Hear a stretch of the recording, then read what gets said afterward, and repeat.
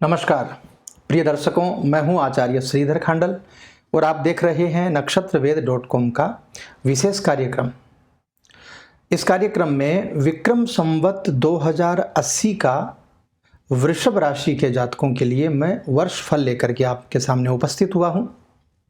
बहुत समय से मेरे वीडियोस नहीं आ पा रहे थे, वीडियो नहीं बना पा रहा था समय की कमी के कारण, तो उसके लिए आप सभी से मैं क्षमा प्रार्थी हूं। और अब से आपको कंटिन्यू हमारे वीडियोस भी प्राप्त होंगे और जन्म पत्रिका का निःशुल्क विश्लेषण जो हमारा लाइव कार्यक्रम रहता है वो भी आपको ज़रूर प्राप्त होगा।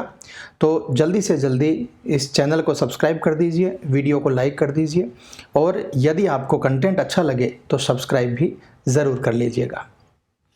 तो चलिए, वृषभ राशि को कैसा रहेगा संवत 2080। यह वर्ष हिंदू नववर्ष है और 22 मार्च 2023 से यानी नवरात्र से प्रारंभ होगा, उगादि से गुड़ी पड़वा से प्रारंभ होगा और 8 अप्रैल 2024 तक रहने वाला है। तो वृषभ राशि के जातकों के लिए अक्सर बहुत सारे एस्ट्रोलॉजर्स बहुत सारी जानकारियां देते हैं। मैं एकदम सटीक जानकारी आपको दूंगा जो वृषभ राशि के जातकों को पूरे वर्ष तक बहुत काम आने वाली है। तो इस वीडियो में कंटिन्यू बने रहिएगा और पूरा कंटेंट आपको सुनना है ताकि सभी चीज़ें आपको समझ में आ सके। तो चलिए कार्यक्रम को प्रारंभ करते हैं। वृषभ राशि के जातकों के लिए यह विक्रम संवत जो है, जो मार्च से अप्रैल तक रहेगा, यह बहुत ही ज़बरदस्त अच्छी व्यवस्थाएं लेकर के आ रहा है। ग्रहों की बहुत बहुत प्यारी और अच्छी व्यवस्थाएं इस विक्रम संवत में रहने वाली हैं। देखिए, जब 22 मार्च को यह विक्रम संवत प्रारंभ होगा तो आपके सेकंड हाउस में मंगल रहेंगे, जो कि आपके पराक्रम, आपके परिवार, आपके धन से रिलेटेड चीज़ों को बहुत ज़बरदस्त करने वाले हैं। आपके 6th हाउस में तुला राशि में केतु विराजमान रहेंगे। शनि महाराज आपके 10th भाव में कर्म भाव में कुंभ राशि में स्वग्रही अवस्था में विराजमान रहेंगे और 4 ग्रहों का विशेष संयोग रहेगा आपके 11 भाव में, जिसमें गुरुदेव बृहस्पति स्वग्रही रहेंगे मीन राशि में। इसके साथ ही सूर्य और बुध का बुधादित्य योग रहेगा और गुरु और चंद्रमा का गज केसरी योग भी बना हुआ रहेगा। इसके बाद में शुक्र और राहु का जो संयोग है वो आपके 12 भाव में मेष राशि में रहेगा। तो इस तरह की व्यवस्थाएं रहेंगी आपके लिए वर्ष के प्रारंभ में।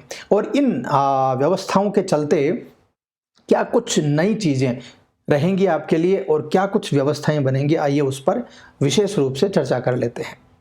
सबसे पहले तो इस वर्ष आपकी जितनी भी मनोकामनाएं हैं वो मनोकामनाएं ज़रूर पूरी होंगी, ऐसा मुझे प्रतीत होता है। ग्रहों के जो परिवर्तन हैं उनको देख करके यह वर्ष आपके लिए किसी भी एक वो कहते हैं ना कि बहुत ज़्यादा इच्छा हो किसी चीज़ को प्राप्त करने की और यदि वो मिल जाए तो बहुत खुशी होती है, वैसा ही समय लेकर के ये ग्रह गोचर आपके लिए आ रहे हैं।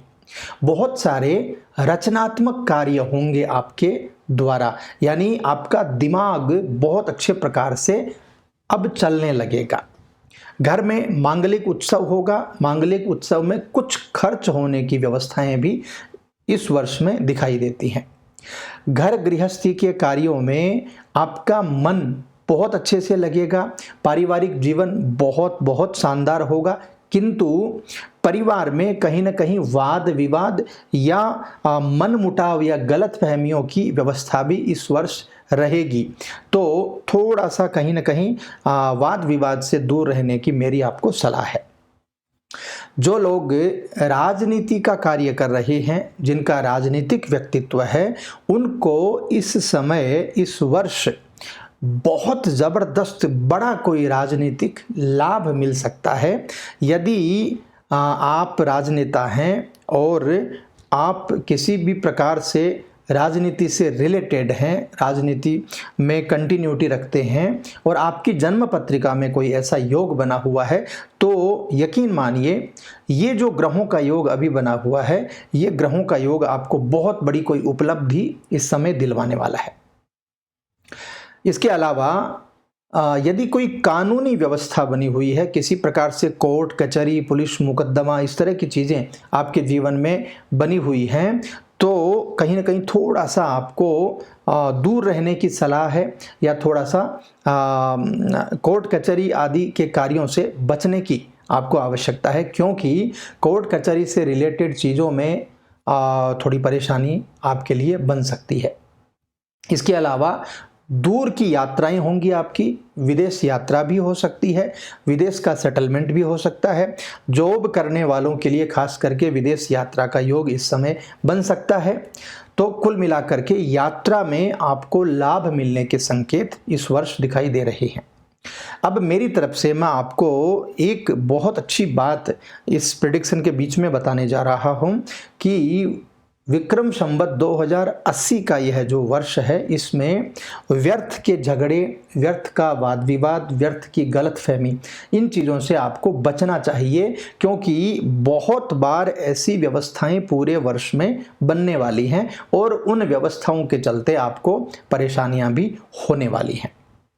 इसके अलावा यदि आप सरकारी कर्मचारी हैं तो आपके मान सम्मान में, प्रतिष्ठा में वृद्धि होगी, राजकार्यों में आपको लाभ मिलेगा, और जो बालक, जो विद्यार्थी सरकारी नौकरी में जाना चाहते हैं, यदि उनकी जन्म पत्रिका में गुरु और सूर्य की व्यवस्था बहुत अच्छी है, तो उनको सरकारी नौकरी मिलने के भी बहुत बहुत अच्छे चांसेस बन जाएंगे।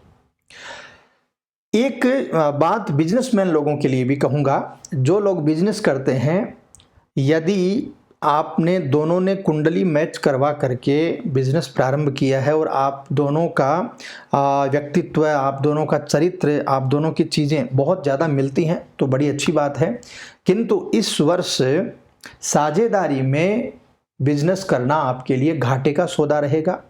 ग्रहों की ऐसी व्यवस्थाएं रहेंगी जिनके चलते साझेदार के साथ आप निबाह नहीं कर पाएंगे, साझेदार के साथ में निर्वहन नहीं कर पाएंगे, और इस वजह से कुछ प्रॉब्लम्स आपके लिए बन सकती हैं। उनका थोड़ा सा ध्यान रख लीजिएगा। यदि आप साझेदारी में व्यापार कर रहे हैं तो साझेदार के ऊपर पूरा भरोसा नहीं करना है, साझेदार के ऊपर नज़र आपको ज़रूर रखनी है, नहीं तो आप व्यापार में धोखा खा जाएंगे।